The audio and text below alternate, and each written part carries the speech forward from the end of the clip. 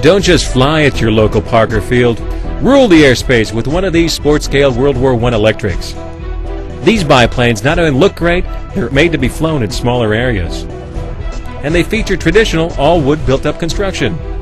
That cuts final assembly time to just a few hours and ensures you'll have a model that's durable and flies like it should, especially when you equip it with a brushless motor.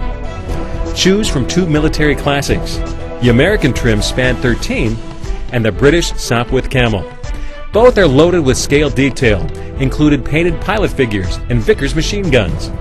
And with their high level of engineering, you'll enjoy a wide flight envelope that's true to scale.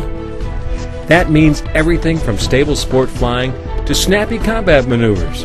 If you're looking for models to make you a flying ace at your Parker Field, take a look at the Span 13 and Sopwith Camel, Electrifly's newest additions to their hangar of vintage warbirds.